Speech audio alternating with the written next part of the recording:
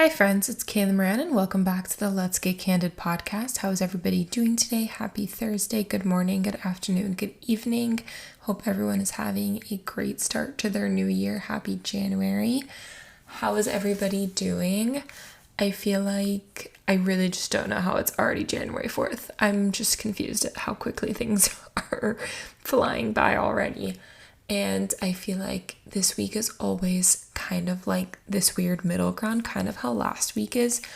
I feel like the first week of January is always a little weird because some people are back at work already, some people are still on vacation, some kids are in school, some are not in school yet, especially like you have like a high school and a college kid.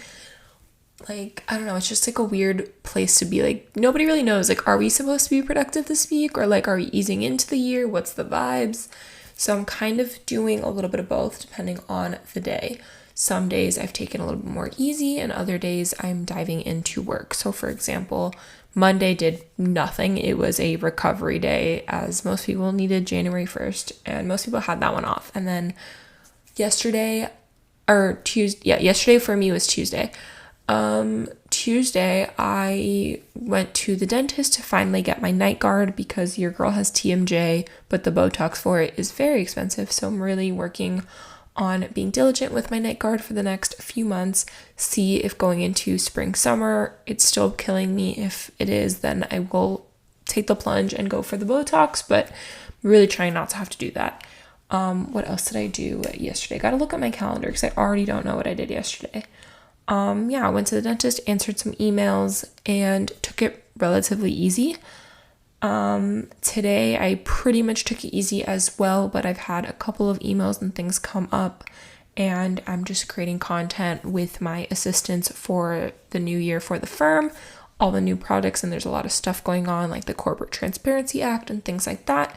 So I spent yesterday and today doing some of that stuff and getting invited to influencer events for the year already, which is exciting, and setting up partnerships with wellness studios, Pilates studios, things like that.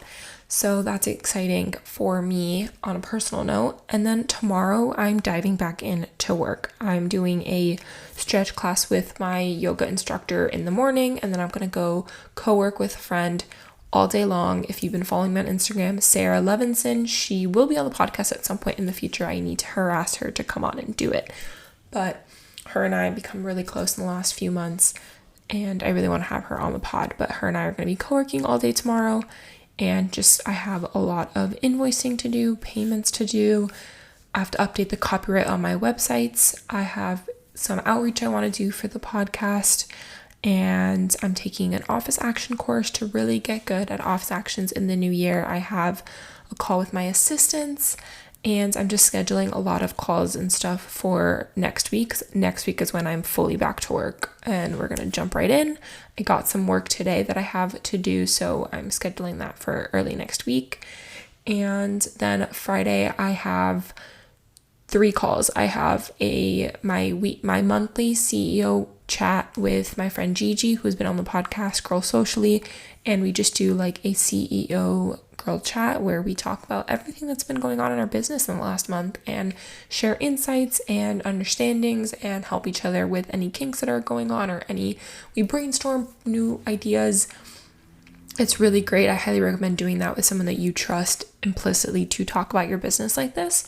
And then I have a client call, and then I'm having someone on my podcast in the afternoon that I'm really looking forward to having. My friend Taylor, who owns Sheer Management and Sheer Talent Agency, and they are huge companies here in Miami, and she does a lot of cool events and she knows a lot of cool people and is always sharing the wealth of knowledge and all her opportunities. So I've been dying to learn how she started her business so young. So there is a lot going on over here for January already, which is exciting. And then what else? I am planning a trip for February already. I think January is going to be very wellness focused and, like I said, easing in, but February it's going to be busy. I know there's going to be a lot of work going on, and then I'm also going to be traveling, which I'm really looking forward to. So also taking some time to plan those things out and just spend time with my family and friends. That's the most important thing always, and it's something that I really made an effort to do last year, and it was a big part of why my year was so incredible. So I want to continue that in the new year. Let me know how I don't like to call them resolutions, but your intentions and goals for the year are going, your micro goals, the small ones that are going to lead up to the bigger ones. How is that going for you guys?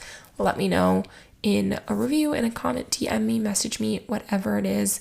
I'm getting back into the yoga grind, the Pilates grind, the fitness grind. I shared my wellness routine on my Instagram stories this week. I shared my book favorites. I just finished a book today, my first book of the year.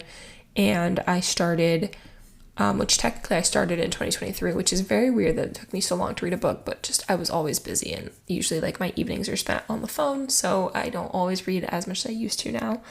But doing a vision board workshop on Sunday with my friend Bianca at our yoga studio. She is the wellness ambassador there, so really excited for that. And I really look forward to just sharing and connecting more with you guys. And that was another big goal and intention of mine in 2024. And it was in 2023 as well, but I really want to continue that. Just continue to create content and get back into creating content for the joy and the fun and the love of creating content.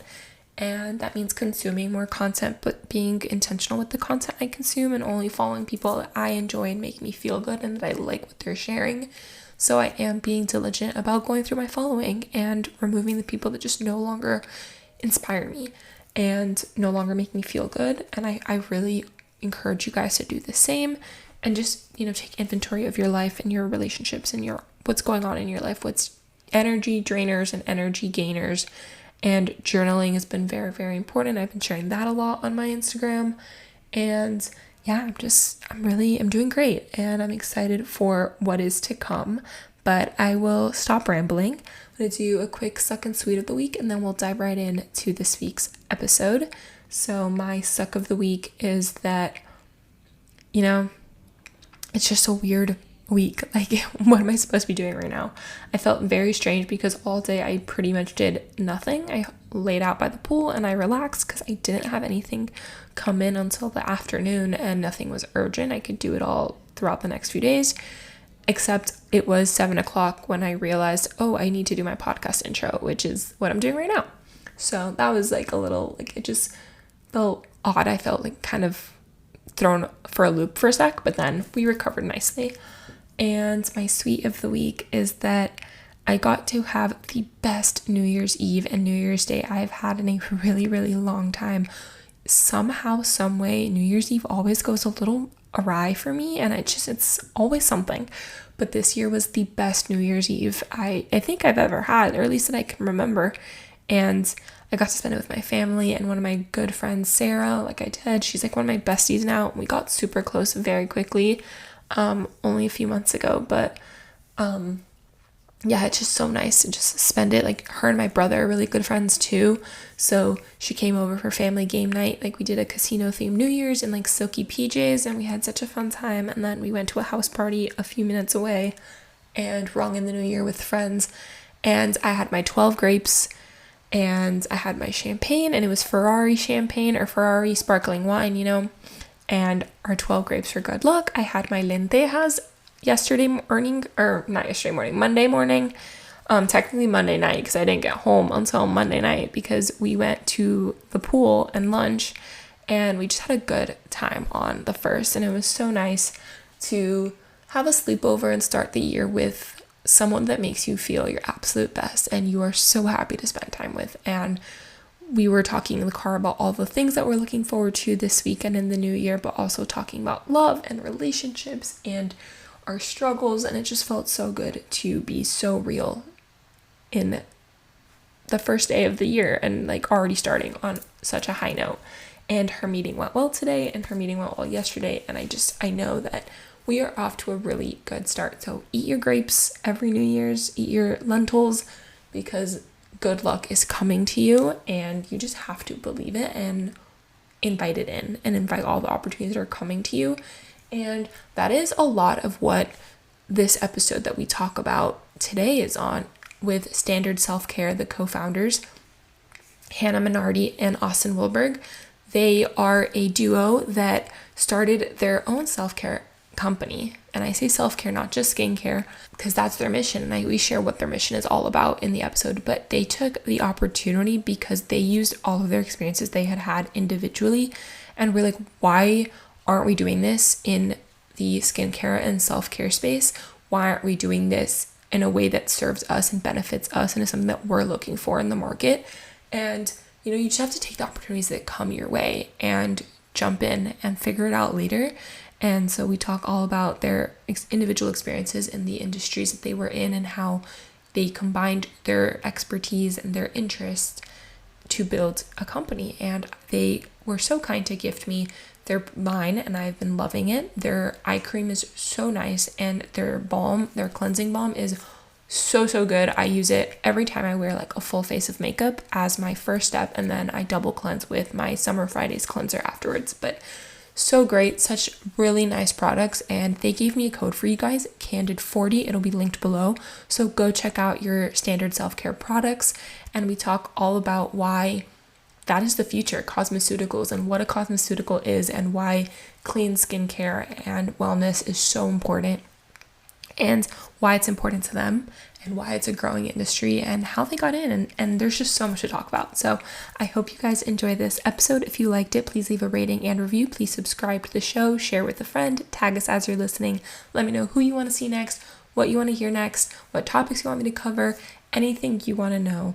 Let me know. I would be happy to have the conversations for you. That is what this podcast is all about. So stay tuned. I hope you guys have a great week, and I will talk to you guys very soon. Meet Austin and Hannah.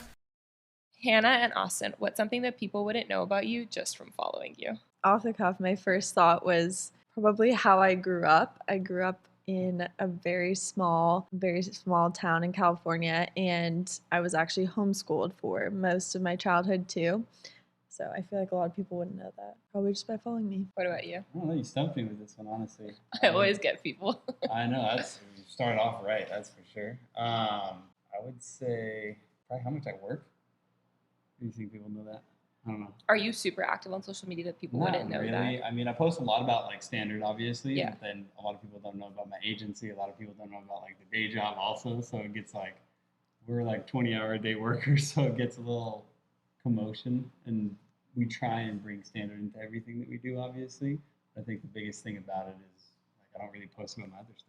Right? I keep everything kind of blacklisted so people don't know about it. It's private, not secret. Exactly. Hence why my name is not on my Instagram. Yeah, you should probably work on that. Yeah, for people can find you. That gives me bad exposure. Yeah. So speaking of having multiple different businesses, you guys each have your own agencies as well as Standard together. Walk me through the process of like how you guys run multiple businesses separately and together.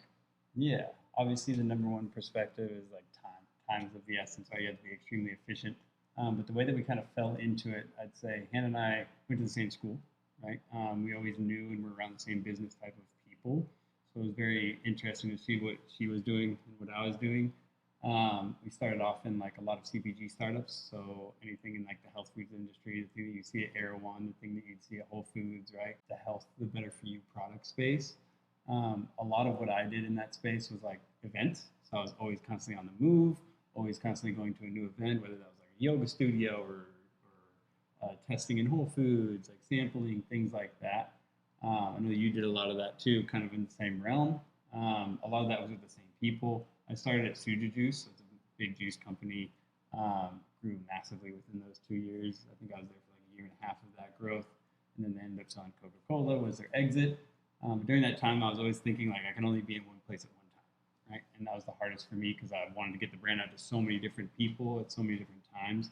And I was, how do I do this? How do I do this? That's kind of how I ended up in the e-commerce space, in the digital marketing space. I was like, oh, this is how you do this. You can run ads to millions of people at one time versus being in one event or one space and maxing out your audience size, right? So that was kind of my perspective. And I was like, I need to go into e-commerce. So went into e-commerce, worked for an agency for a while that sold a lot of clothes. Still knew Hannah, still kept in touch with Hannah and what she was doing at that time. And then I just realized, like, I think I can do this on my own, right? We built a couple brands, most notably like Talentless with Scott Disick. I was there for like the first year and a half of that one as well. And then I realized I kind of want to do this on my own, right? I went to school for entrepreneurship. So if I'm going out to learn something from someone else, then the key there is that I use it in my own business at some point. Yeah, absolutely. Right.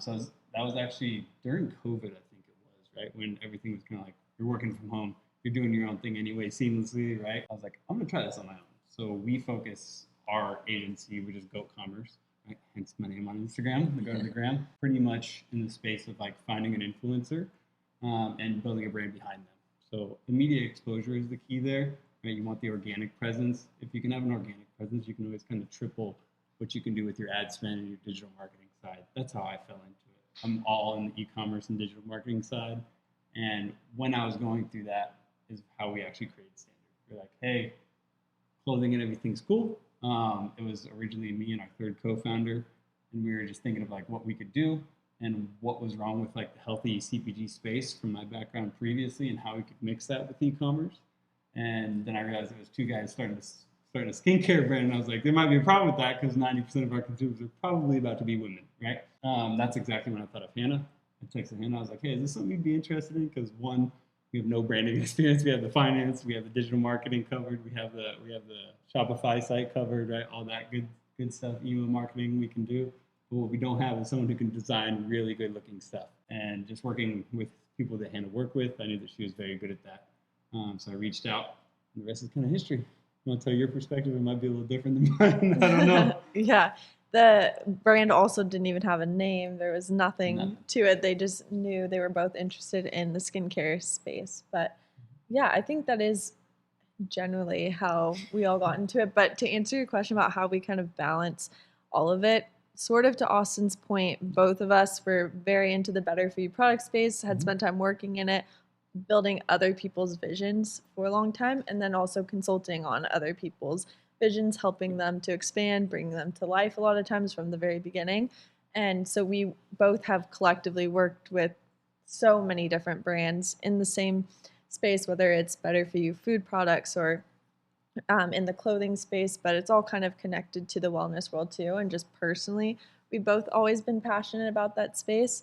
And so being able to kind of apply everything that we get to do for other brands, but put it into our own and funnel it into Standard has been amazing. But then also it kind of all adds to each other, which is why it's been great to balance all of it too. Because I think, I'm sure you probably feel the same way, but when you get to work on other brands, they all, what you learn from working with different teams, we get to bring all of that into Standard. And same thing when we do things for Standard, like we've done some amazing big activations and we've gotten to pull in our other brands that we consult on. So it kind of all adds to each other. Yeah, I think it's also really rewarding when everything you've learned somewhere else transfers into your own, and it's your baby, you know, and you steer that ship and you get to see it really come to life. It's really cool to see. I can relate to that. And you mentioned, you know, personally, you guys had, it was really important to you to be in the better for you space. And I know you struggled with autoimmune issues at one point in your life. Can you talk about how that experience really was important to you in building Standard? And how did the name come about, by the way? Yeah. Okay. Well, starting back to front, the name came from a lot of different brainstorm times for all of us. And we were trying to nail down the name for a long time. And I think Austin, I'm pretty sure, is who came up with the name in the end, but we wanted something that was pretty universal and neutral of a name, and a name that wasn't too hard to pronounce. It was pretty simple, but kind of encompassed all of what we wanted the brand to be and who we are as people. Individually, we're all kind of your high performers and people who want a higher standard for our own personal life, whether that be for fitness, for our wellness, for our work ethic is always at a higher standard. And so it kind of just came out. I'm pretty sure we said the tagline before we got the name first. Like, we wanted these products to be a higher standard for skincare and self-care. And then kind of the name Standard came out of that. That's how my podcast name came to be too. That's really cool. I think the best ideas are like super organic, right? Yeah. And we started with what we didn't want in the product. So backing up just a little bit, even before we named it, we knew what we didn't want in these products, right? If you look at our packaging, it shows you everything you need to know in bold letters, right? We're vegan, we're non-toxic, there's no fillers, no synthetic chemicals. All that list of no's is exactly what we saw from our previous experience in the CPG industry and how people were normally fooled into buying the product and thinking that it's kind of healthy. Right? You have labels like USDA organic, which is 95% organic, but you always wonder to yourself when you're doing the marketing for some of these brands, like, what's up with that other 5%, right? Yeah. So it only begs the question, how can it be better? And that's where we focus on that 5%. Our marketing is all pretty much detailed, to be super black and white, super transparent, and very forthcoming on education. Right? Those are the three things that we knew we wanted to do. And standard just seemed like, hey, we're always, like, as a group of three co-founders, we're always raising the standard of what we do on the daily life, right? I think that's what most people that are truly successful kind of have a grip around, right? Whether that's bettering your daily schedule, your workouts, like Hannah said, your just general way of eating, anything in that realm, you're kind of always, I wouldn't say worried about it, self-conscious about it, or just conscious about it, right? Making tweaks. Exactly, making those little tweaks to get to like the 99% instead of the 95%. Yeah, 1% better every day too. Exactly. And I don't remember how standard itself exactly got phrased. I think we were just throwing around a bunch of words that like had to do with raising that standard, and then we were like, just why don't use we the just call word it standard. And then I do remember that we had a consistent conversation around like, okay, where do we want to start? We know we started with a list of no's. What kind of products do we want to build, right? We knew we wanted to start with skin because it's your largest organ of your body, and oftentimes that kind of one displays the person's confidence, right? You look people in the eyes, you look people in the face. That's what most people are focused on, is like, hey, how do I build my confidence, right? Skin is a huge factor of that. Mm-hmm. I think the next step we kind of took was, do we name it standard skincare, right? And then we're like, hold on a second, we know we want to build out other products, and a lot of what beauty and wellness is about is not only building from the inside or outside in, but also the inside out, right? Like a lot of things that you eat and do have a lot to do, and even your environment have a lot to do with like your skin and how it reacts to certain ways and how healthy it is in a certain environment.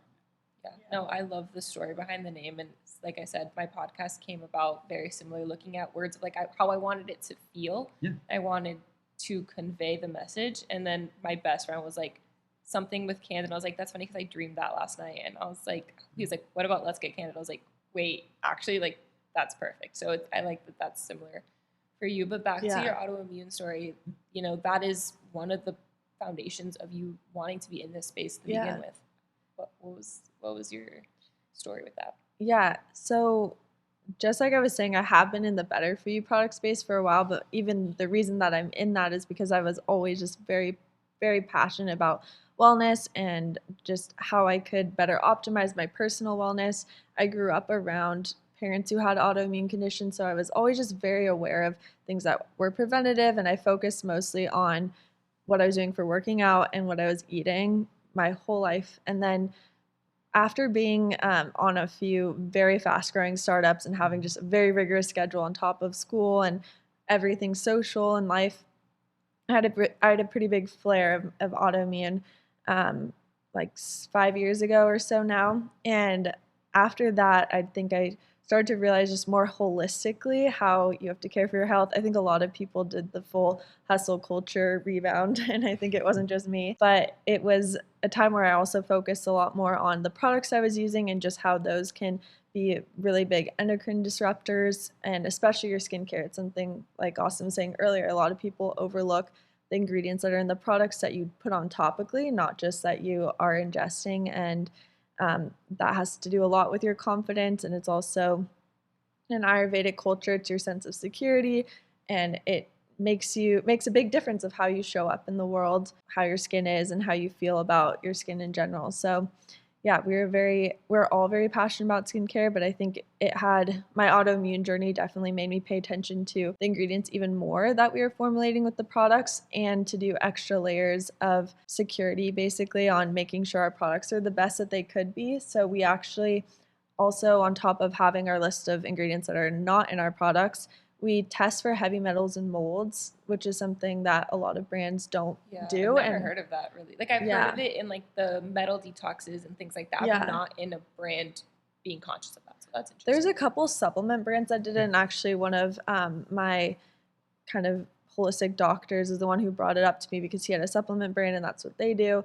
And it's something, especially if you're sensitive and you have a more autoimmune prone body, if you are not paying attention to the products that you're using, and if they have large amounts of heavy metals or any amounts of heavy metals and molds, that can be something that triggers your autoimmune in you. So for us, we don't only test for it, we also just publicly put our test results on our website. So any of our consumers or people interested can see that at any point, which is something we're super proud about because not only do we have the testing done, but you can feel really confident and go see the results for yourself.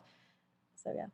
Yeah. How did you guys start once you had the concept and the name and you're like, okay, this is what we're going to do, where do you start? How do you get manufacturers? Where do you get ingredients? What was the process of actually now building this brand that you were ideating? It was very difficult because at first, again, it was me and another co-founder, and then Hannah. There's only three of us, right? So you can only really go through so many manufacturers at a certain time that all three of us would be happy with, right? Like that was the goal. We tried to start small, right? And then you look at MOQs, you look at like what's the minimum order quantity, how much money do we need to spend to even get to that minimum order quantity. I think that's what honestly, it's kind of depressing, but that's what turns a lot of people off of business, right? In general, it's like, hey, you think that one day you're going to jump into the industry, right, and create a product, and you're gonna knock it out with like 5 products, but you don't realize like you have to buy 50,000 of those if you're trying to do 5 products. And it's a risk if it doesn't work out. Exactly. So like everybody always kind of says start small and then dream big, right, and dream your way up that scale. We chose to do the opposite of that. I think we try to make everything perfect at first, just because we have had so much experience in that space. But if you don't have the experience, like you have to go out and vet these manufacturers. You have to see who they've worked with. You have to see what their MRQs are. You have to see like what their process is like for ingredients and things like that, what they use in their facilities. It's a massive project that probably took us a total of 2 years. That got a little delayed just because of what season we were in. We were in like peak COVID when we were really going through a lot of these manufacturers, so they could only have a certain amount of people at a time in their building, things like that. But overall, it's honestly stressful, and a lot of the times they're working with people that are 10 times their size. Right? Yeah. So you're not going to be like first on their list. You're not going to get a response the day of. You're not going to do a lot of things that some of these big brands, like even like the big players, L'Oreal, all these other brands that they're working with, they're so much bigger and they supply that other company with so much revenue that you're just not going to get first place, right? On any reaction or any like building material, anything that you need, you're not going to be first. That's something that you need to set your like expectations for up front. I think we did a pretty good job of that for sure. I think we scoped about probably 15 to 20 different manufacturers for all of those things combined. Where did you even start finding them? Like, was it word of mouth? Was it You your Google connections? We just looked it up. Google them, go through your people. I know like one of my friends at the time had his own, but it was more for like color cosmeceuticals. So you walk in thinking, oh, like we're gonna do skincare, and he's like, this is only for color, and we're like, well, we're not doing that. So next, but also like tell us all that you know about this. Yeah. Point us in the right direction, right? It's all about asking the right questions at that point. But yeah, to give a couple like tactical things, I think just looking up and being really diligent about figuring it out ourselves, like just picking up the phone and calling people. We got really lucky that we have an amazing lab partner that we ended up landing on. We're definitely the smallest brand that they work with, and they are very responsive to us, and they have been great throughout this whole process. So I think we had a bit of, I want to say, luck that we got to be able to use them.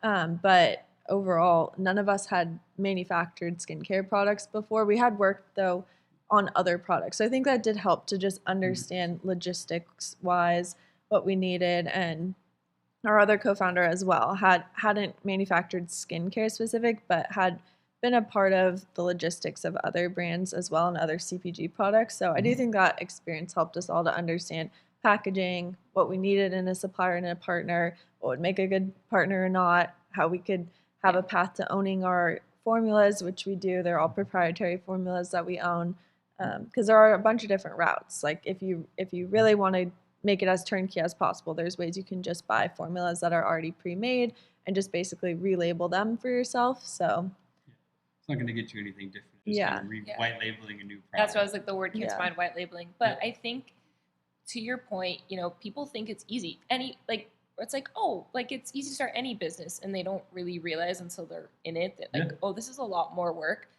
and especially if you do it alone. But I think it helps that you guys had each other, the three of you, and you each have different experiences that you could bring into the business. Like you said, your other partner had the logistics side, you're the marketing, all of that.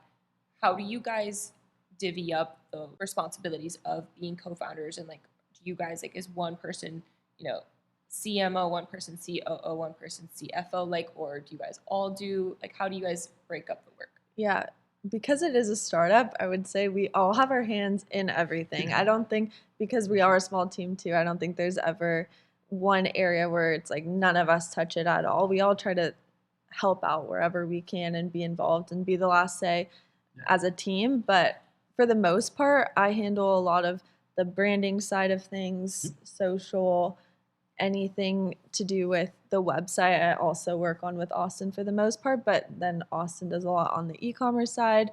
I also do a lot more on the sales side as well. And our other co-founder handles most of the finances and investor relations. Yeah, what you're talking about is actually what I consider like day one properties of a business, right? Which is who you want to work with, right? If Oh, you're going to be in a absolutely. room with two other co-founders that can do exactly what you do, you're going to.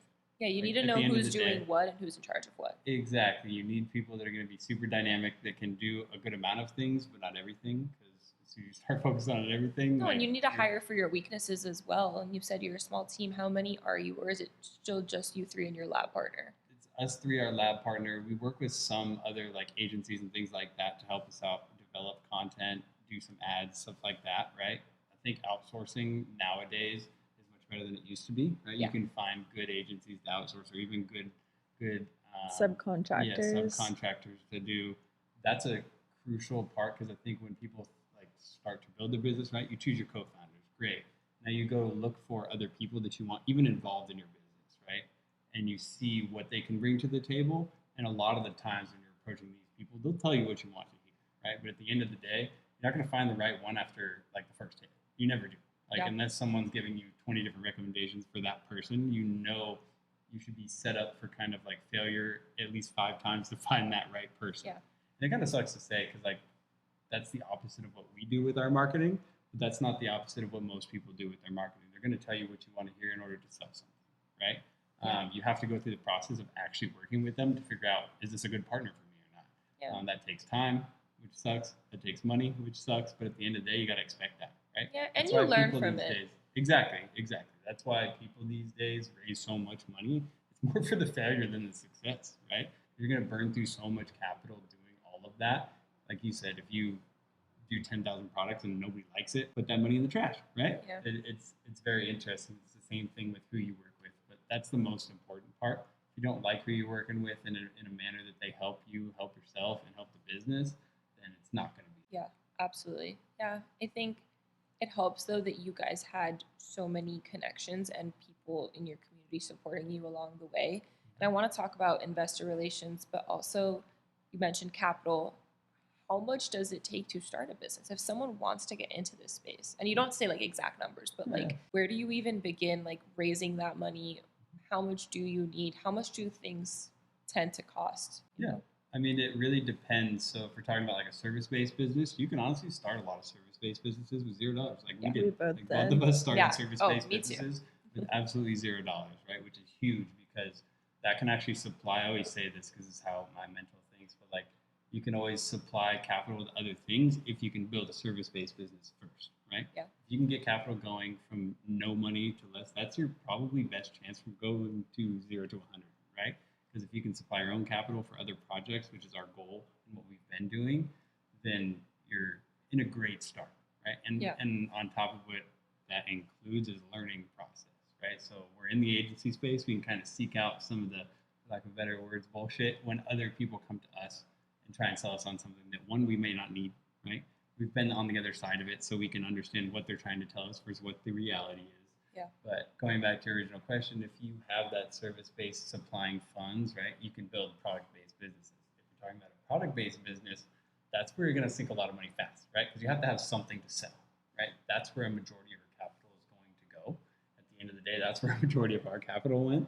But you don't have to start perfect like we did, in our opinion. Yeah. And we're not even perfect. I shouldn't even like refer to us as perfect, but I would say we're not putting things in jars that are like the normal standard that you can get on Alibaba, right? Mm-hmm. Don't get me wrong. That's where most people should start if you don't have the experience, right? Because it's it's a lot cheaper. You can learn if the product's actually going to sell or not before it's like beautiful and all these other things. That at the end of the day, I always tell Hannah this because she's the designer. Functionality is always better in most cases. It has to be your first number one rule to be functional as a product, as a website, in any way, shape, or form. And then you make it look beautiful over time. And you test things and you perfect it over time. So it's that perfect, what we thought of as like it's the perfect case in standard to really mix that right off the bat because we have those skills. If you don't have the skills to do that though, I'd highly recommend spend the least amount of money possible to get your first product out there and make sure that people want it, right? Once people want it, they'll buy it, you can kind of fund yourself in that time. As for like how much money you should raise, it's completely dependent on you and how fast you want the business to go. That's what I always tell people. It's not necessarily about success, in my opinion, is how I've seen so many people raise multi-million-dollar rounds, right, off their first round, great ideas and everything, and then people don't want it. It's like, cool, you blew through a couple $1,000,000, right? My thing is test the theory, right? Get some good feedback from people, and then try and go out and find funding, right? And or be willing to give a decent amount of equity away to someone who could push it. So, it's either, I was just talking with a client today, and it's either you kind of bootstrap it and are able to just do it yourself with however much that you're willing to invest into it, or if you want to find a partner who's, either in just influencer on some platform, celebrity, someone of that scale who has an audience, and then give them some equity. And So we're starting either to see that a lot more. A lot of celebrities are white labeling brands, and it's just they're getting equity in it to have their face and name on it, but they'd have no idea what's actually going on. There's tons of them in the skincare space, like Hailey Bieber with Rose, Scarlett Johansson's. Exactly, you can name like 10 of them right off the top of our head, right? And we've looked into them, and honestly, like that's what we focus on in our other service-based business. Like I was explaining to you, it gives people the kickstart most of the time. Regardless of what product they're selling, it should be associated with their lifestyle most of the time, which it should be, and it is normally, especially with skincare. But at the same time, the organic presence that they offer is what's going to make it revenue, right? To start, if you can get someone with 5 million subscribers or 5 million followers, however you want to look at it, that's going to be your key. They should be posting every day just to ramp up your revenue, to at least kickstart your business, and then you can raise money to really spend on ads and secondary things in that case. If you don't have that, though, which I don't think most people would just have celebrity connections, then you're on your own. Yeah. Do you think in that case, if you don't have those connections, building a community is like, how did you guys go about that? Did you build the community as you were building the product before it launched, or did you focus on a celebrity or influencer partnership? How did you start getting the word out? Yeah, I would actually say a majority of that is through Hannah. To be honest, that's another reason that we picked Hannah, just because she has a very solid group of people who give us really good feedback and live the same lifestyle that we knew we wanted to market to, right? So the first case, we called it a soft launch. When we first launched Standard, we went out and told Hannah to get this product in as many of her friends' hands as possible. If we gave it to our guy friends, they'd be like, cool. Like, never use it, give it to their girlfriends, give it to their mom. They wouldn't even have anything to compare it to because they hadn't been doing their skincare routines, right? Yeah. So you want to give it to your target audience. Hannah has that, and it was great to see like all the feedback from our soft launch led to a much better hard launch, right? I think that was like a 3-4 month stint that we went from soft launch, which was like basic website, right? Nothing crazy. Again, don't spend all the money up front. Basic website, good product. We did start there, pretty high end, I would say. And pretty much basic social media, basic just like email setup, flows, all that good stuff. And then from there, we took all that feedback, reorganized everything, made it better, and then we launched it to like the general public and started spending money on ads and things like that once we knew it was kind of battle tested. Yeah. I would say, to clearly answer your question about what we had before, I love how you though. Always, like, he goes like really like zoomed no, out. that You're was like, clear. Let me get back to the point. Well, that was clear also. I feel like there's multiple questions. There was multiple questions that were asked, but back to your question about where we got the community from. I know he said me, but where did that come from? Yeah. I worked on many other brands that, like I said earlier, we're in the better for you product space and also wellness space in general. I lived in LA for 10 years. Mm-hmm. We went to college in LA. So I do think there was a group of people that we kind of carried with us through all the brands that we both worked on. We do have a lot of loyal friends too, which helped. 100%. So, and I think we built the product, like we said, for that person who is looking to, keep up with their skincare routine, have the results that they're looking for, anti-aging, and ultra hydrating benefits, but also is very focused on clean ingredients. So it just so happened that we had worked in spaces prior, and especially myself in brand building, people who are just as interested in that. Yeah, I think knowing your target audience is a really great place to be, and then having the community to help you build it. If you guys could go back though and start over, what would you do differently, or would you do it all the same? Yeah, I think we say one thing pretty constantly, which is honestly towards the point that I was making earlier, which is kind of spread out your products so you have a better chance of like a hugely winning product, right? We have 3 products, right? In my kind of experience, we probably should have doubled the amount of products, less than the MOQ. The reason we didn't do that is because it's really hard to find a manufacturer that would sync the MOQ numbers that we needed. And it just gets more expensive on your like average cost per product, right?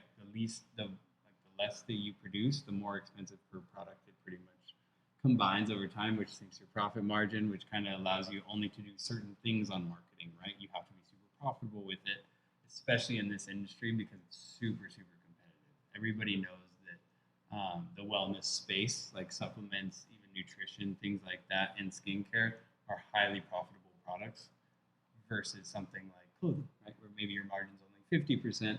In wellness, it's more like 80 to 90% most of the time. Yeah. Also, yeah, I think that one of our brand pillars is also that we wanted to make it accessible and at a price point that's really accessible. Our products are the same quality. They're cosmeceuticals, which is in the same category as skinceuticals and a lot of other Yeah, can you explain what that word means, Yeah. cosmeceuticals? Yeah. So cosmeceutical, it's a word that maybe not a lot of people are familiar with, but they know the brands that are. So cosmeceutical is basically a pharmaceutical grade cosmetic. And, brands that you might know that are IS Clinical, SkinCeuticals is another one that a lot of people That's know what I use, and yeah. love. Yeah, their serums are amazing. But those products are not always clean. I'm not going to say they're never clean, but they don't always have clean ingredients, and they're also at a price point that's not very I accessible. know my mom was so mad because we just restocked and she's like, they raised the prices and this is like starting to hurt. Yeah, I'm like, but it's I love tough. it.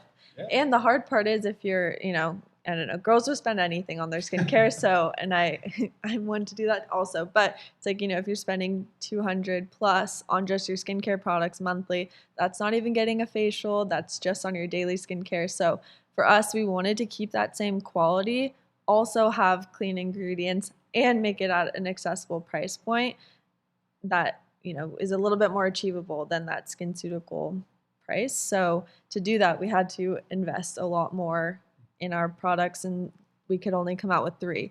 But also we were very proud to come out with 3 at the same time. There's also a lot of amazing brands who started with only 1 product for years. Summer Fridays did that. Our good friends started ClearStem. They had 1 product for I think 3.5 years. So there's ways to do it with just 1 product too. Yeah. And I want to touch on the investor side. How did you guys know you needed investors, or did you not want them, but it was kind of like all right, it's time to take the plunge? How do you find the right investors? Investor relations is something that you handle. Like, what does that entail? What does that look like for you guys? Well, currently we only did a friends and family round. So it's a very small amount for a standard at this current time, but we've both been a part of other brands that have raised a lot more and have had a broader investor group that was involved. So for standard, it's not as extensive. Yeah, I'd say if we are talking non-friends and family, you got to be fearless, right? You got to ask anyone and everyone. You'll find maybe 1 out of 50, right? Yeah. They want to invest in you. Probably they've been in the space before. So like what we would ever look for if we did go out and find other investors is pretty much the fearless one that would already be in skincare, has already invested in skincare, right? Because that comes with a lot of connections.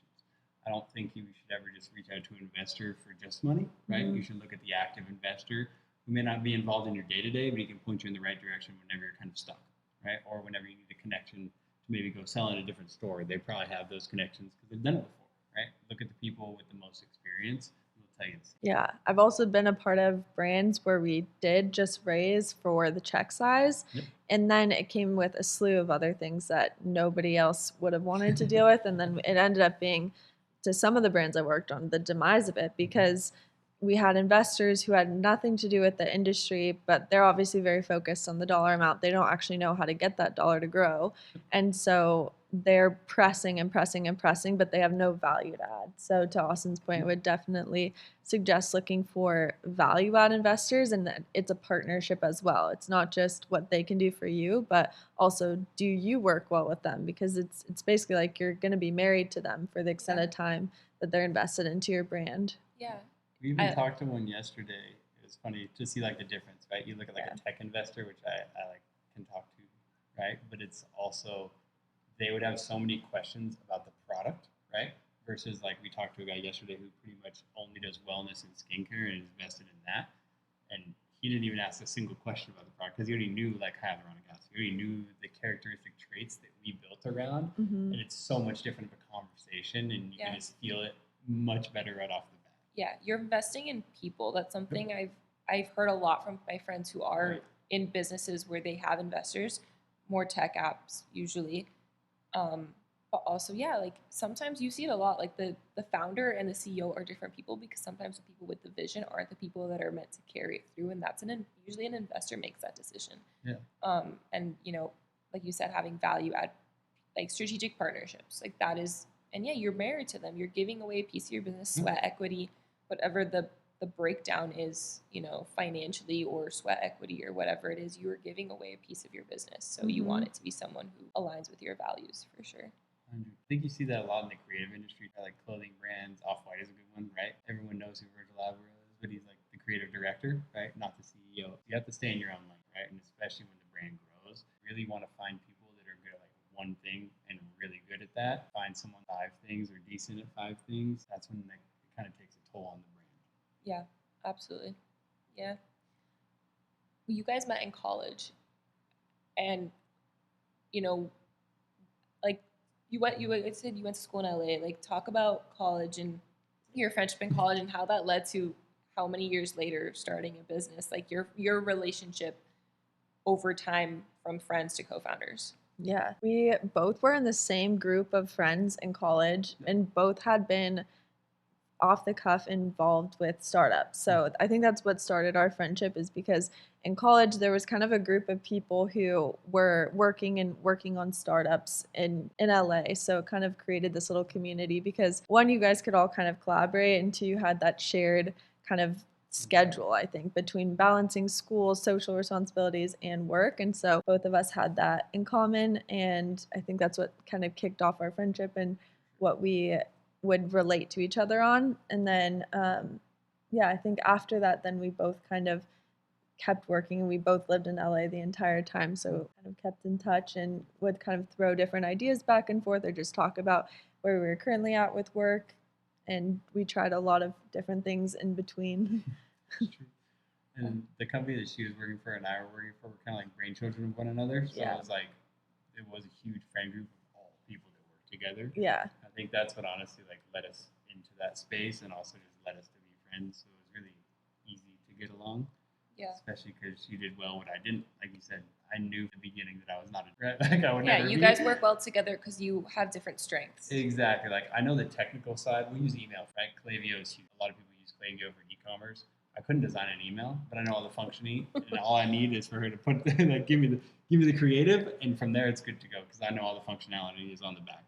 That's our relationship in a nutshell, and that's why it works so well, in my opinion. Yeah, and I wanted to touch on this. We talked in my call with Hannah previously, but you stayed in college and you graduated versus she dropped out, which I don't like that word, but there's not a better word for it. Leave of absence. Yeah, leave of absence. Yeah, I'm still on it. You took a leave of absence and you started your career a little bit earlier. And I think that's something that you said is like Austin wishes he would have not graduated sometimes, but you talk about that, like why you chose to leave and start earlier versus you making the decision to stay, and how that affects your strengths and weaknesses and what you bring to the table. Yeah. For me, I was a part of a fast-growing startup, and I ended up being on the executive team of it, and it became very clear of how quickly it was growing that either I kept my position and was able to grow with that team, or I stayed in school just purely because of time commitment. And it wasn't a fair balance for the rest of the people on the founding team. If I was still in school, not able to give 100% of my time, the other team members all had dropped out also. So it was kind of like that was the sacrifice that they had made. So I kind of needed to make that choice. And at the same time in school, this is not a choice for everyone, but I wasn't learning as much in school as I was learning working. And I think you do go to school for an opportunity like that. And I already had that. I had my career path kind of getting carved for me, and I was learning so much. So I think for me, that decision was pretty clear. I had also started working very, very early. And so I kind of knew, and I was very confident in what I wanted to do.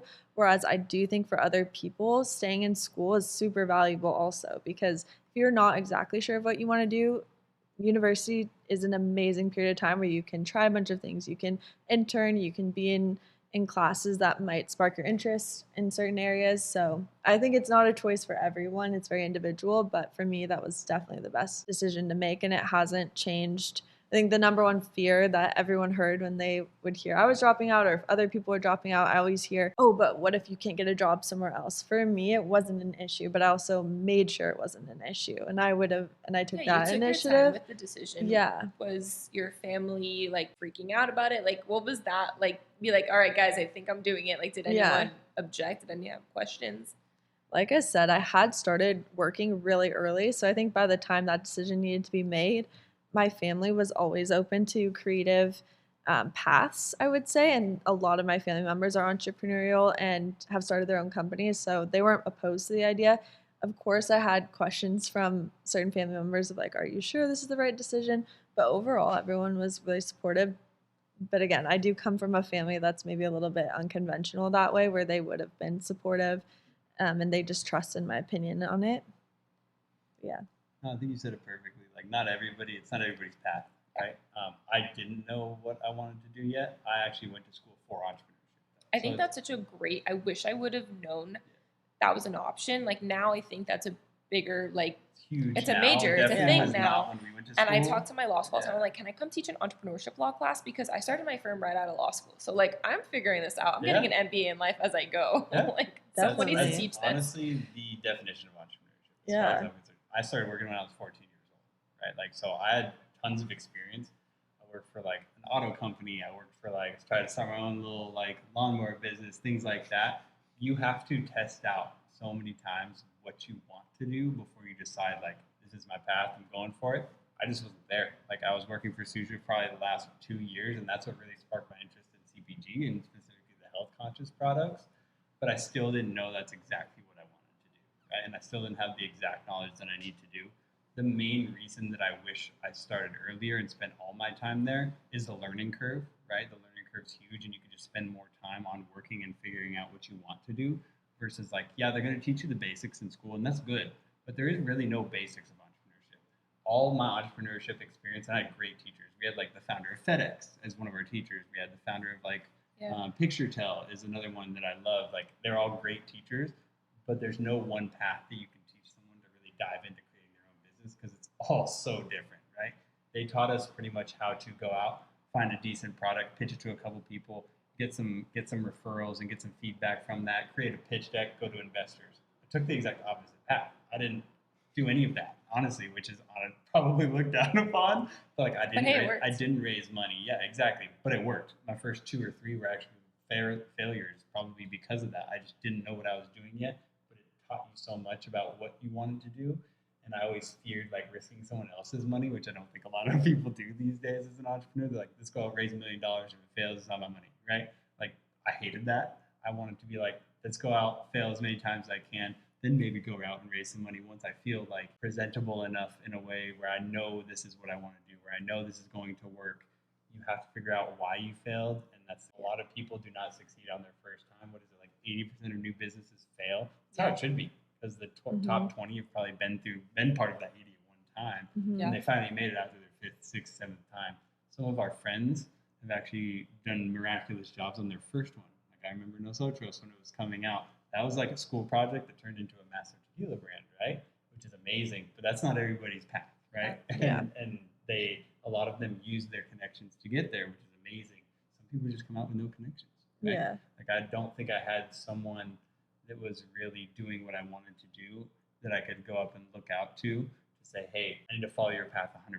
There's definitely mentors of mine that did an amazing job saying, hey, maybe do this, not this, right? But that still doesn't define your path as a human being in entrepreneurship. Yeah, I think I'm a lot more like you in that sense where I went to an extra 3 years of school, but that hands-on experience that I had while working at a startup while I was in law school and being an influencer and having a business while in law school helped me get to where I am today. And it's like you said, like you didn't have one mentor that was like the person you looked up to, but you had an amalgamation of all of your previous experience and all of your mentors' experience to pick and choose what you wanted to do and what you didn't want to do. And I think knowing what you don't want to do and what you don't want is more important than what you do want as you get started. And little by little, it starts becoming clear and you start like, oh, this is working. I'm going to lean into it. And above all, you have to know yourself. Like, I'm not the type of person in general, this might even sound negative, but like, I have to do it myself. If someone can tell me no 1,000 times, I'm going to still and do I'll be like, let me get a little taste. Let me test it out myself. And then you fall flat on your face, and then you realize, okay, it wasn't, but it's the why that you learn from that that's super important. Absolutely. And cannot just be told. Like, I don't think someone could ever come up and tell me, like,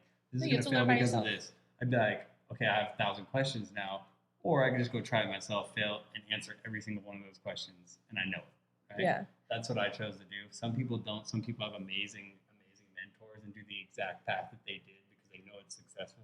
I have no problem with that. It's just not the way. I would also say not to not trust professors and people at your school. But the other thing that happens is especially in marketing, things change so quickly. Yeah. And so even for us, it is such a different landscape from 10 years ago when we were in school to what's relevant today of how to push a product. And now, you know, the people who are in school right now, it's going to be so different for them in 10 years. So I would also say while you're in school, trying to look towards what's actually happening right now. And again, like not to distrust your professors, but a lot of my professors, like Austin was saying, like even with the founder of FedEx, like I'm sure when he built his company, had a totally different world to what we have. Amazon started off selling books in his garage. Look at it now. Yeah, like, exactly. Yeah, I think, and like to your point, you follow what one mentor did and it works for you.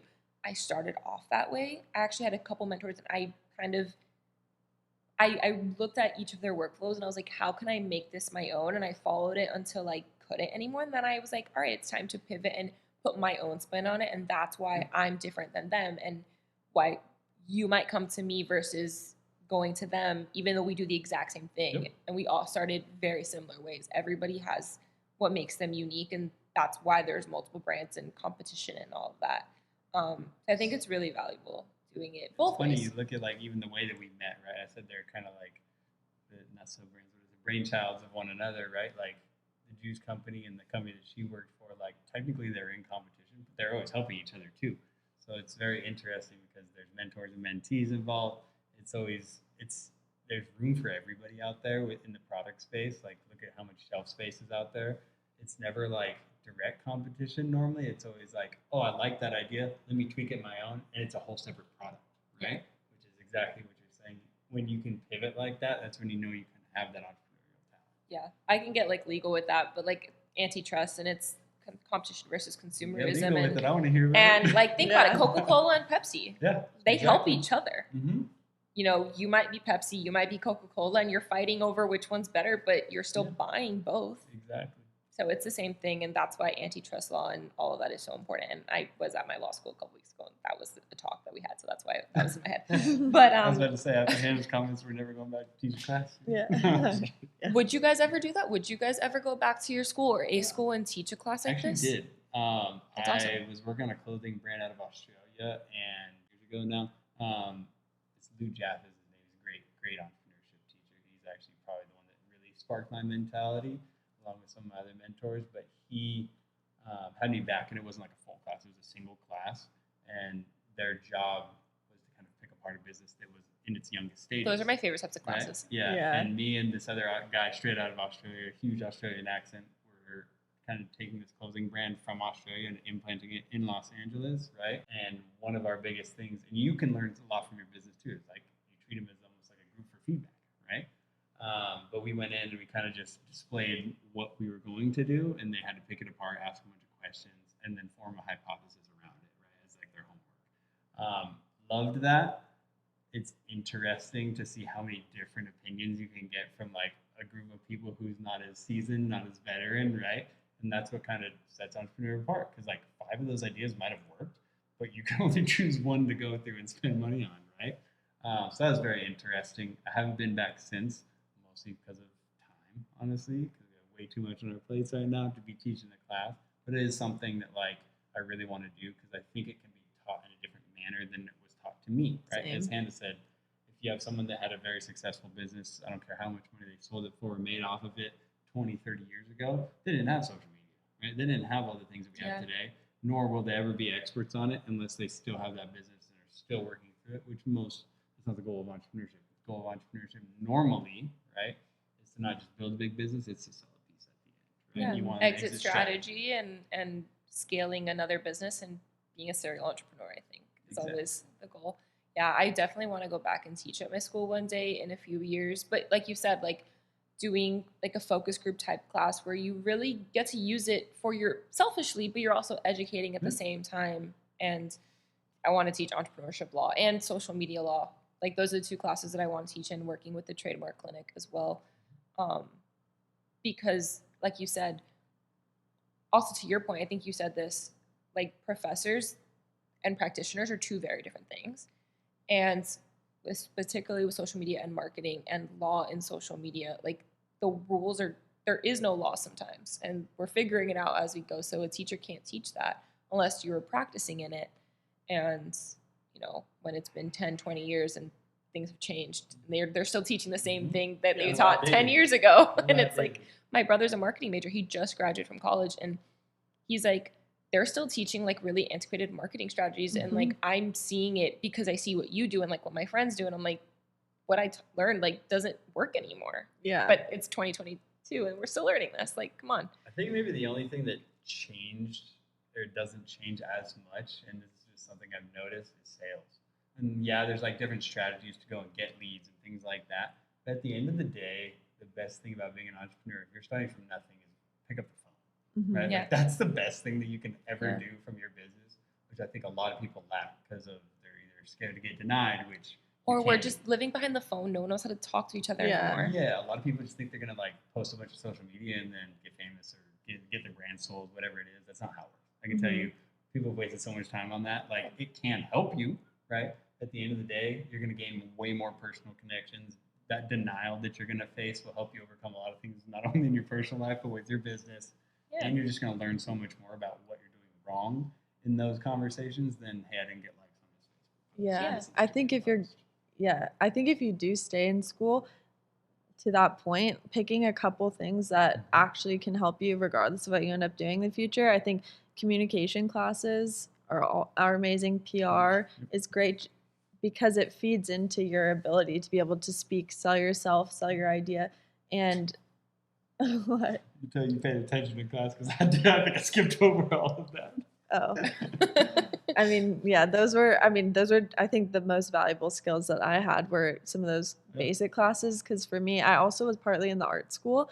And I was just really not inspired by any of my professors, unfortunately, even though I do love my school. I will say I did love LMU. Yeah, it was an amazing school. It's just that it was hard to feel inspired because my professors hadn't worked or been active in their field for like 20 years. So it was hard to hear them giving me feedback on my work or what I was doing because they hadn't worked on a product in that long. And so, yeah, if you are feeling like that, you're not super inspired by your current classes or whatever, I would try to pick ones that have kind of universal skills that you can be building because you can translate those to anything that you do in the future. It's funny because I was just checked out the last 2 years of school, like so checked out. Like, yeah, I was physically there, but mentally, time I stepped into a class, I was actually thinking. Oh, I would work during class. I say this like, yeah, exactly. I would like, sit on calls and my headphones. Like, we spend so much money on school too. Like, I never respected the fact that they're like, go in your book and read this chapter. I'm like, why do I pay this money for this much? Yeah, I'm gonna listen I learned to the professor, his hands-on. story,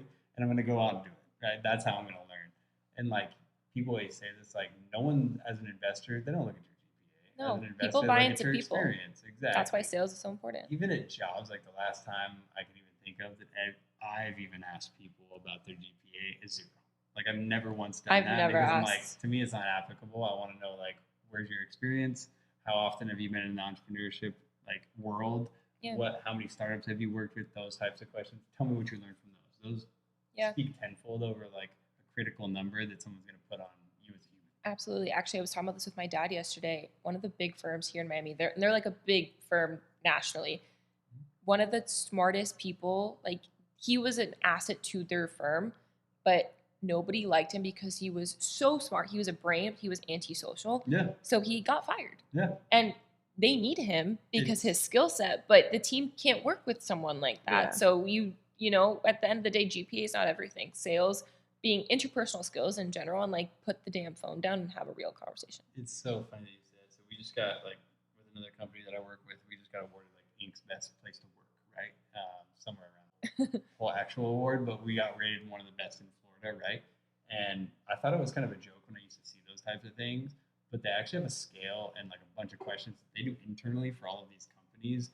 And one of the things that was like best noted about this company, and it is when you walk in the door, you feel the culture difference between like if you walk into a law firm or if you walk into like a finance firm or things like that.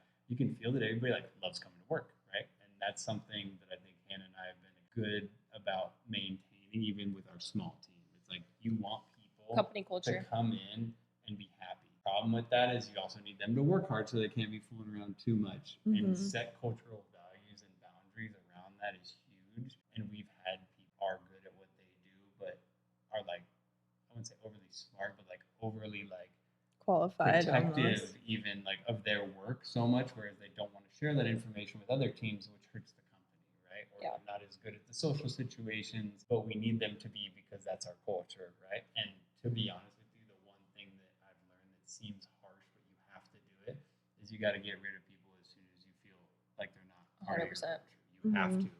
And a lot of people have problems with that. Now it comes easy to me. It did not when I was like younger, course, because you're it's like scary. you're in this position. Also, they're especially- your age or older than you, and you're like, There's been people that are much older than me, twice my age, that honestly have had to get rid of because I'm sitting here like, this is just not our company culture. Yes, you're great at what you might do on certain occasions, but then you might come into a certain situation and piss a whole team off just because you won't talk, right? And it's like, that's not what we have. That makes 5 people not work well, even though you're working good at your specific job, right?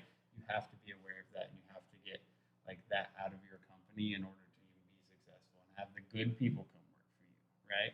And there's so much trial and error with that. Like we'll hire 5 people, and then you have to pick the good ones. Unfortunately, some of them last week, some of them even last years, right? Until they start to bog out of that mentality, and you either have to get them on track, get them on an improvement plan. You have to be very, very particular about that, or else again, it's just a nuisance to your company and a liability versus an asset. I think that's why entrepreneurship is a skill. Like those are the things you learn over time, which brings me to my next point. From inception, when you guys started, you and your friend, before Hannah even came in, when from inception to now, how long has it been? From inception, Like almost 3 years. yeah, I'd say 3.5 years. I feel like that's pretty quick, actually. It's pretty quick. It just depends, right? Like if you have other stuff you're working on, it all depends on your time, right? And we have other That's stuff right. we're working on too, right? But All still, the time. even considering that you have so many other things Yeah. going on, I think 3 years is still, Yeah. with COVID and everything, Yeah, is the COVID was really such pretty a quick. roller coaster, because it's really Yeah. hard to get good samples, especially in the stuff that we're looking for, especially from the places that we're looking for, right? These labs, the last thing you want in your lab is like any bacteria floating around, because it'll get in the products, it'll screw your whole brand over, right? So the last thing they're about to do, I remember one of them that we went to, they're like one person at a time gets allowed, and we're like, so pretty much we have to take 3 separate tours Yeah. to make sure that all of us like that. That's like They'll 2 or 3 use- weeks right there. yeah, and that you're takes just kind of time. lost, not lost, but like you have to span that over, Yeah. right? And work on other things in the meantime, where it's like, well, we can't work on marketing because we don't have a product yet. We can't work on this, but maybe we can work on the brand and the language around how we want our brand phrased in the marketplace, right? So yeah, it was an interesting roller coaster there. I think it's just all trial and error at the end of the day. And we also, I will say, for this brand, we are all kind of perfectionists. So that probably could have been, we could have cut down a little bit of time if we felt it necessary, but we would have definitely sacrificed how good the brand looks, certain language about the brand, and getting certain feedback from friends, right? It's all kind of a push-pull situation of, do I want the perfect brand to launch because I've been doing this for so long, or am I kind of a fresh entrepreneur on the scene that we should just launch like the most basic products that we can and build out from there, which I would highly recommend. Yeah, also we were naming the brand Standard, a higher standard. And so then when COVID hit, we actually also purposely chose to take a bit longer, and we went and reformulated the products a bit to make sure that we could actually feel very confident in being like, no, these are a higher standard. We really believe in these. The eye cream took us like triple the length of time as the other products to really perfect. And so, yeah, we wanted that too. But I think that helps too, that you guys each had been entrepreneurs prior. This wasn't your first rodeo. So like the done is better than perfect, or just launch and then adjust as you go. You guys were able, you had the luxury almost of taking longer with this to get it perfect, because you had experience already going into it. And that's why I was curious, like the timeline and all of that. And that goes to my next question of what are the best lessons you have learned from entrepreneurship, both individually and with Standard? I think you just hit the nail on the head. I I think the biggest one that I literally cannot be an entrepreneur without perseverance. And that's always something that I've kind of like just grown through from Yeah. my childhood. You have to meet failure with opportunity, meaning like if you see an opportunity, you have to do your best to try and filter out what's a good one, what's a bad one, right? But you can't be afraid. Like the minute that you're afraid and you're like, oh, I don't know if I want to even choose, right? That's a failure, right? And it's not a failure that you're going to learn from because you didn't choose, right? It's a failure that would probably just cut your entrepreneur career all the way down to you working another 9 to 5 again, to be honest. That's the biggest one that I've learned is you have to just, no matter how hard it gets, you just have to barrel through it. And that can mean it takes hits on your life, your lifestyle, right? Your family, those types of things are all things that I've been through many times. But that's what makes you seasoned, right? Yeah. At the end of the day, like I said, not everybody's first run is a good one. I've had probably 5 to 10 bad ones before I even got the first one, right? Yeah, it can take a toll on you, that's for sure. I think what I learned the most is actually how beneficial failures are. And kind of to your point of resilience, I think I learned the most and was able to take the most out of anything that was a part of that failed. The first startup I was a part of that was really fast growing, had all the signs of massive success, it actually ended up failing and we had to dissolve it. And it had so many amazing accolades, launched in every major retailer basically in the country and grew super quickly. It was an amazing product. But there's so many things that I learned from the failure of that I was able to then translate and make all the other brands I worked on more successful because I knew what questions to ask. I knew myself that I had what it took to get through if another failure happened again, which I've been a part of other ones also. So I think my biggest lesson was just embracing failure and looking at it as an amazing positive. Yeah, I love that both of you guys said that. And it's something that keeps coming to mind is, I don't know if you guys know Sarah Blakely, the founder of Spanx, but she shared once that her dad, every single day when she came home from school, instead of how was school today, how did you fail today? And like, it can kind of seem negative, but I think the whole point was like, okay, what did you do? What are you going to learn from this? And what are you going to do differently tomorrow? And I think resilience and learning from your mistakes is so sounds like something you would do. So that's the woman version of failure, right? Like, and not to classify those as separate, but I have a secondary story. Jocko Willick just put up an amazing Instagram post where he said like he had like this guy, I think it was when he was in the service, and he would come to him all the time and tell him like a negative thing that happened to him, and he would just look at him straight in the face and be like, good. And then every time, and then one time, like I think it was like 12th time or something, he said something like, the guy almost came up to him with something bad. He goes, I already know what you're going to tell me. He's like, good. He's like, why do you keep saying that? And he's like, to build resilience in you. Like, you have to understand, like, it's a good thing that you got met with failure because there's something to learn there at the end of the day. Yeah. I know and if you stop learning, you stop growing. Yeah, I know a lot of people that don't like that, right? They're like, oh, you're not being supportive. In my like language as a person, that's actually like true love, right? Is when you're I don't sugarcoat things. People are like, you're so mean. I'm like, if I'm harder on you, it's because I love you and I care about you and I want you to succeed. The harder I am on you, the more I care. And it's interesting because in today's culture, especially online, what we're seeing, fraudulent activity is what I call it. It's just like, or the participation like trophy shit. And like, yeah, there's a lot of people acting, people saying like, oh, I did this. Especially here in Miami, there's a lot of people that front, right?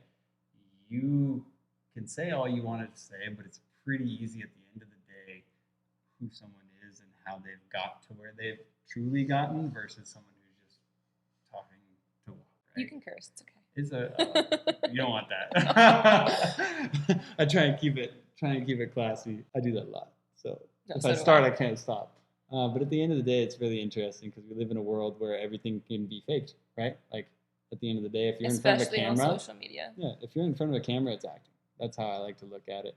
But Hannah, of all people, since we've spent so much time together, knows that like I feel like I'm never a different person, even at work. Like people are sometimes astounded at like what I say, right? And they'll be like taken back at first, right? Especially when we were in Los Angeles, there's a lot of people that were like, "Oh my gosh, like how could you say that at work?" I'm like, because I'm talking as me, and I'm not sugarcoating it. I'm not saying like, "Hey, I'm not trying to make you feel better about yourself." At the end of the day, I'm trying to make you better at the end of the day. If you're sugarcoating a lot of things, if you're saying a lot of things for your own good and not someone else's, like it's not true respect. That's not true love, and that's not how you're going to make people better. That's the people that are always going to fail because you didn't teach them the right lesson at the end of the day. Yeah, it's funny. I joke about this all the time because my love language is words of affirmation and quality time is my second one. And my parents are the least maternal and paternal. Like they're just they don't sugarcoat. They are hard on me. Same. So I always was like, I want more from you. I want you to tell me you're proud of me. But I like find myself being like that with my friends. Like I'm really hard on them because I care. And like I just, sometimes like I'm like 99% of my problems would be fixed if someone just hugged me and said they were proud of me. I swear to God. But like I'm just, you need to be honest with them, and tough love goes a lot farther. Yeah. And it's the only way you grow, truly. I think that's the best way that, honestly, like what my parents taught me is like one of the reasons I didn't quit school, right, is mostly to make them proud, right? And a lot of people say, oh, well, you shouldn't put like your worth on someone else. I don't believe that at all. One, my parents did everything they possibly could to make sure that I was successful. They saved every penny they had. They school, right? The last thing I was going to do was try and disappoint them. Were they disappointed that I quit soccer for entrepreneurship because I played extremely competitive soccer? They used to drive me down to San Diego from like the top of California every weekend, right? I took it really seriously when I realized that there wasn't that much money in soccer in America and switched over to entrepreneurship. That I was like, I don't care how many times I have to fail here. Like I called my mom and dad like multiple times, like, well, just fuck that one up again, you know? Like, I can relate. Back to ground zero, right? But at the end of the day, I can stand here today, and if I were to go and ask my parents, which I don't need to anymore, like, hey, you proud of me? I know what the answer would be, right? Couldn't say that like 5 years ago, maybe even 4 years ago, until I really started learning those hard lessons and not sugarcoating it to you myself and saying, you just got to do better. Get up off the couch when you have extra time and do extra work instead, right? Those types of things are what's going to make you different. What's going to go out there. I wake up every single day and say, how can I do this better? Not for me, but for other people. I tell Hannah this all the time. There's certain people that look at me specifically in what I wear and how I do things and what I want, and they'll be like, oh, he's materialistic, right? And that's totally fine with me because I know who I am at the end of the day. But I also know that a lot of that I was raised, right? Like I've never really wanted money for my own self and only myself. I always want to support other people, even when it goes out to you and I told Hannah this when we first talked. It's like you and I are kindred spirits. Like everything you're saying, I'm like, yep. Like Hannah will tell you if we ever go out to dinner with friends, like I'm the first one to be like, you guys don't need to pay for it, especially if I know they're in like a hard position. Like I want to pay for this just because I love you guys, right? And this is why I work so hard at the end of the day. That's what I wake up and thinking about 24. Even my own parents, like my dream is to buy my cars, right? Because I grew up in a garage, and most people when they see you in your car and you have a nice car, especially here, and especially in some other cities, they're like, oh, materialistic. I like cars, and we'll tell you this all day long because they go fast, right? And I was raised in an typical boy environment though, where we built cars from the ground up in our garage at home. So like that's where it lies in myself, but from the outside, it's a whole different perspective. Like, oh, he drives this, he drives this. That's why social media is a highlight reel. Like, people all the time are like, daddy's credit card, pretty little rich girl, spoiled brat. I'm like, my parents are immigrants. Like, I have built everything I have, and my nickname for myself is Cockroach. Why? Because I'm Brazilian as hell. There you go. Like, I like nice things because I work damn hard for it. But no, I can relate to you on that. People felt some type of way when I used my Instagram username to go to the gram because they're like, oh, he's cocky. I'm like, that's not even why I did it. I did it because of my business, which is GoCommerce, right? But it's funny to see the perspective. But cocky's not always a bad thing. Yeah, I like to say confident, right? I agree. You can be there's confident. Cocky, there's confidence, and then cocky arrogant. And I think it's towing the line between the two. Yeah, I always probably toe the line, but I always make it a joke, right? Like I never take myself seriously a lot of the times. Like when I'm out and about, if I'm not working, and even when I'm working, I'm not even that serious because I think you can put in good work and not have to like. Yeah, it's not that deep. It's not. You're not saving lives over here. Exactly. But I think it's just funny how, like, your perspective as a human and how you know yourself gets put on other people in a negative light a lot of the times. That's another devaluation of some social media. Hannah does a very good job at keeping a very good, clean slate, I would say, overall as a human and on social media. Sometimes I get a little wild and post 100 posts. Yeah, how do you keep him in line with that? Because like I know that's the dynamic. You know how like Twitch people have like moderators? I always joke around. I'm like, Hannah's your mod. Hannah's my mod. Like if I'll post something, I'll get like. That's my mom. My mom was like, "Should you have posted that today?" I'm like, "It's already been up for 3 hours. It's fine." Yeah, I'll get like a message within like 2 minutes, a response on the actual story, like, "You should probably take this down." And I'm like, "Oh, okay, yeah, you're probably right." I was like. Close friends. Just put it on close friends. That's literally what I always say. I'm just like, do you want to get it out there? Put it on close friends. Here's the thing. Back to our story. Close friends. Why do you have a close friends and a regular group you post to? I'm not hiding anything. So I'm going to put everything out there or I'm just not going to say it at all. That's fair. I think close friends is It's a balance. damaging to our society. No, I'm just kidding. I do think It's not that deep. no, I just think it's interesting that they had to split those groups to keep certain stories private to certain people versus you could post anything to anyone. In my opinion, if you're someone who's real and true to yourself, like you can post anything to anybody as long as it's not like ultra negative or obviously with a lot of things going on today, just super divisive, interesting. Yeah. So yeah, I can relate though. I'm 100% myself, like who I am online, who I am offline, but there's just more of me offline that not everyone gets to see, and that's the way it should be, I think. But Hannah's over here looking at me like, don't say anything crazy. I know good. she I'm is. used to this. But that's just me at the end of the day, and a lot of people don't get to see that. That's honestly why I like doing stuff like this. Right? yeah, they get to know you behind the scenes. Yeah, and Let's I think get a lot of people just see like I always use Shameless posties plug. like, Yeah. I always use posties like black page stories and then with white text only, and people would have the wildest responses. Those are some ones They were that just had to like take me thoughts, down. like Yeah, they're just random thoughts in or my a head that I was quote like, that I gotta they- get this out, right? And most of them were meant to be motivational. A lot of people hit me back and be like, "Are you okay?" And I'm like, "I'm great." Like, I'm Oh yeah, I fantastic. love a quote, and people are like, "Are you going Yeah. through something?" I'm like, "No, this quote Exactly. relating to me right now." I took it as motivational. Some people took it as like super detrimental or something, and I'm just like, it's not that deep in that regard. Nothing's But I that would deep. like to. A lot of it was meant to help others, not even myself. But I always thought it was funny some of the reactions that I would get on those. Yeah. And lately, I just haven't had time to have that much fun. Yeah. At least, I mean, maybe Hannah thinks it's a good thing you haven't had that Oh much yeah, time. you can tell. She changed after I stopped posting. But how do you guys, I mean, clearly you guys have a lot of fun together. We're having a lot of fun. How do you guys balance, your friendship and also co-working, like, and also being co-founders and like your day-to-day, like multiple businesses? Like tell me what a typical day in the life is for each of you. I'll let Hannah answer that one. typical day in the life. There honestly, it varies day to day depending on what we have to do. Yeah. But for the most part, we try to get up pretty early. And, like today, Austin actually goes into an office every day from like 8 to 5. So today we have a recording that we're doing with you at night. So we usually on days like this try to work out really early in the morning to get to the gym by like 5:30. And Never, but okay. yeah. That's what I said too. Baby What did steps. you say? I said I could never. Oh, Baby yeah. steps. Trust me, I'm the last person that I used to wake up like 10. But like the key is once you do it for 2 weeks.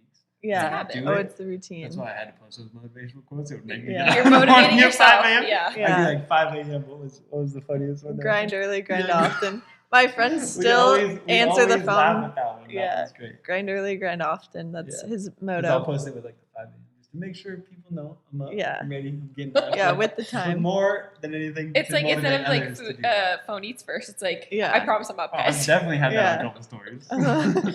For sure. But yeah, it's definitely gym early. Otherwise, it can't get done. Yeah. And then office from, like 8 to 5 for him. And then I usually work from home or from a coffee shop or whatnot. And Gotta work at then, lunch too.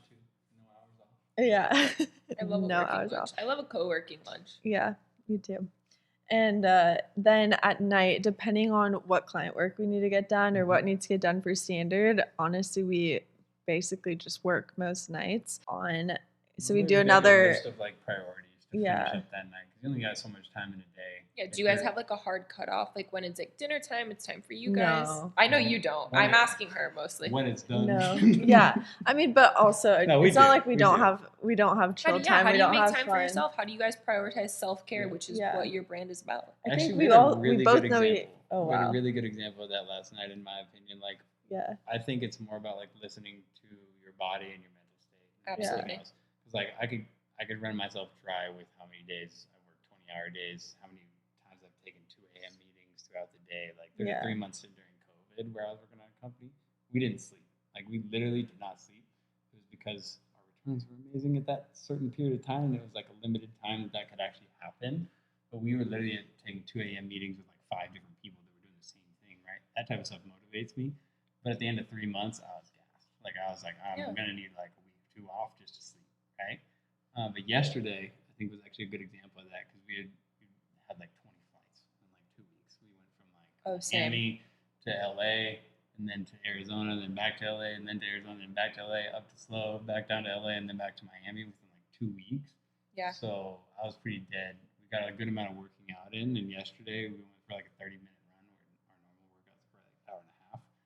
And I was just like trying to get up this morning, and I was like, I can't do it, dude. I'm dead. Like I can't get up at 5 a.m. to work out. My body's just sore. Yeah, and your My body will mental tell you when state- it's time to stop. Exactly.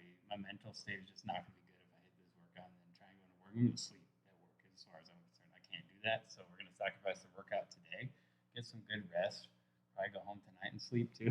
But I think it was just like, hey, we've done enough for today, the way that we see it, and versus to like, if we kept doing what we were doing, tomorrow would not be a good day. Yeah. Right? Yeah. Yeah, it's definitely energy management, because also you can get up early and do that. And then if the rest of your day you're not productive at all because you're just too drained, that's not really worth it either. So just kind of knowing what you can manage. No, you don't. Yeah. No. What did no, I say? No, I don't know what I said.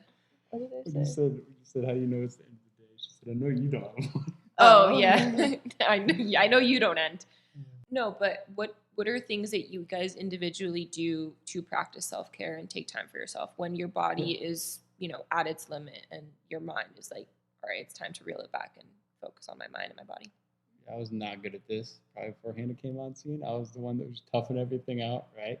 But Hannah's actually taught me probably the most of anyone about like how important it is, right? Because like you said, I'll just go to stop and drop dead probably, but that's just how I work.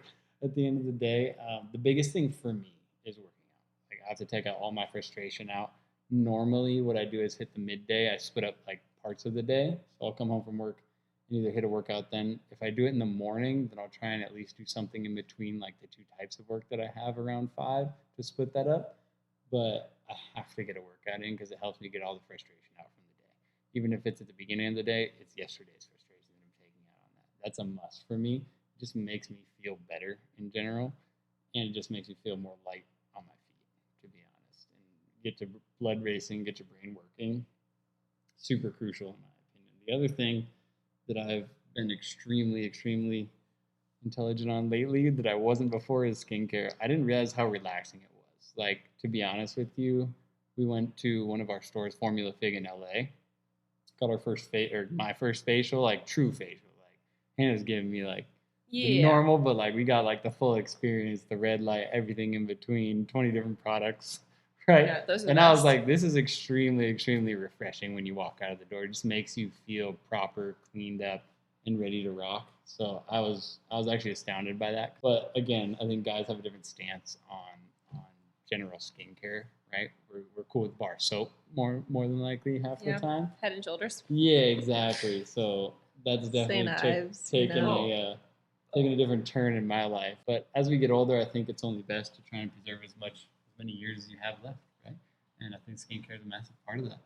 Those are my two things, other than massages. Lots of massages. I love have to have that. Facials and massages are a must for me. Once a month at least each. Yep. I'm more of a once a day guy, but yeah. I mean would be nice. Wouldn't it be nice? It'd be so nice. Wouldn't it? What about you, Hannah? What's your self-care routine? We could go off on another tangent there. Definitely skincare.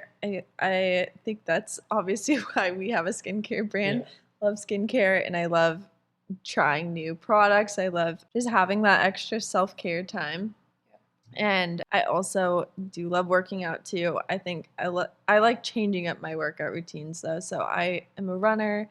I also like going to the gym. But yeah, having that time where you can get a lot of good movement in, I think makes me just a better person mentally and just throughout all my work. So need that. And then I also love reading. I think I'm a big not reader. even just for the content, but I love seeing how people write and how people organize their thoughts. I think that's something that is always... For me, it's the escape to like turning my brain off and just not worrying about what else is going on in the world or in my life or work or whatever it is. And I think there's something to having concentration on one thing that's not...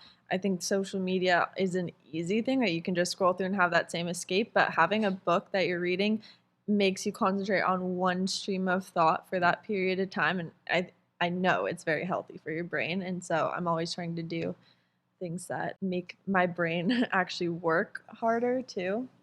It's so interesting because like I've never been a big reader, but I do competitive things to get my mind off of work. Like Hannah will tell you, I'll just be sitting there and just be thinking about whatever problem is of the day or whatever the fire is of the day and how to solve that at like 2 a.m.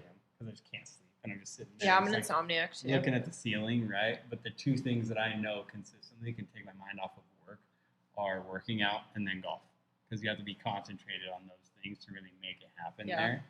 I'm learning how to play golf right now, and it's rough, man. It's good luck. But I enjoy tough. it. I do. Yeah. I love But it. that's why it takes my mind off of it, because you can't does. like be half-assing it like No. and swinging it. It's just not gonna be good. No. Yeah. It's hard. I'm about 3 years in, and it's just starting to come together. Yeah. No, it's funny. My brother, he's like, the more I learn how to do it properly, the worse I get. I'm like, sometimes you just gotta swing your swing. I've never taken a lesson in my life. We're taking lessons now because my uncle is a golf and tennis coach. So we were like, cool, let's actually like take lessons and like get good at this as a family. Like we're like we did like a golf trip like North Carolina a couple weeks ago, and we were like really good at the beginning, and then by the end of the 9 holes or the 18 holes, we were like, oh, we all suck because we're so like trying to be good at it and show each other up, and it's like just enjoy it and have fun. That's what this is. It's supposed to be for fun and to relax. Pro tip: all depends on how much you drink. Yeah. Also. Yeah, the golf beers, the beer cart girl passing by. But what is one piece of advice, maybe for each of you or from each of you, that has really changed your life that you would give to anybody that came to ask you? Say it's more about the result than the intention.